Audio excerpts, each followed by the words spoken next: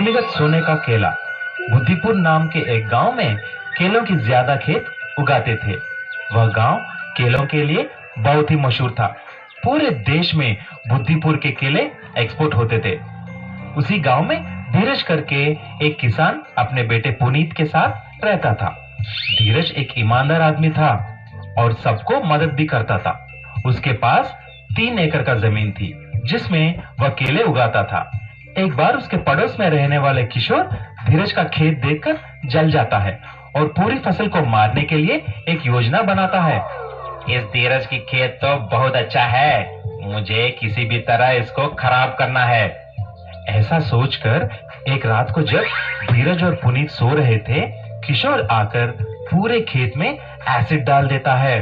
सुबह जब धीरज आकर देखा, पूरा केले की खेत जल जाता है और खराब हो जाता है। तभी धीरज निराश होकर रोने लगता है। तभी उसके बेटे पुनीत आकर ऐसा बोलता है, पापा पापा आप निराश मत हो, मैं एक जादूगर को जानता हूँ, चलो हम उसके पास चलते हैं, शायद वो हमें कुछ सहायता करे। धीरज और पुनीत उस जादूगर के पास जाते हैं।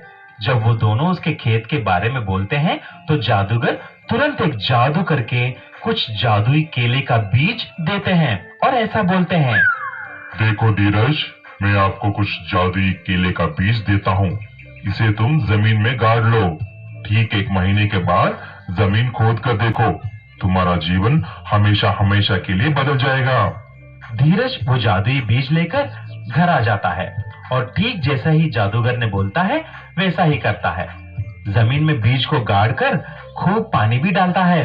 कुछ दिन के बाद देखा तो उसमें कोई भी पौधा नहीं निकला। धीरज हैरान हो जाता है, लेकिन जैसा जादूगर ने बोला 1 महीने के बाद जमीन खोद कर देखता है। वहां पर खोदने पर धीरज हैरान हो जाता है, अरे ये क्या, हे भगवान, यहाँ पर तो एक सुरंग हो चुका है। सुरंग में जाकर देखा, वहां पर एक बड़ी सोने की केला नजर आता है। उसको देखकर धीरज बहुत खुश हो जाता है, लेकिन ये बात पूरी गांव में फैल जाती है। एक क्रेन की सहायता से सोने की केले को बाहर निकालते हैं। सारी गांव के लोग बड़े सोने की केले को देखने के लिए लाइन लगा देते हैं। तभी धीरज उस जादूगर के पास जाता है और ऐसा बोलता है, आपको बहुत बहुत धन्यवाद जी, आपके दिए हुए बीज से ही मेरा जीवन बदल गया है।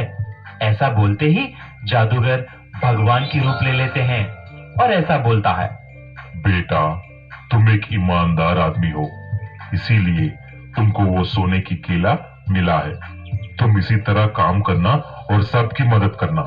खुश रहो बेटा। ऐसा बोलकर भगवान गायब हो जाते हैं। तब से धीरज अंडरग्राउंड से मिला वह सोने की केलों को बेचकर खुशी खुशी से रहने लगता है, लेकिन खेत में मेहनत करना नहीं भूलता है।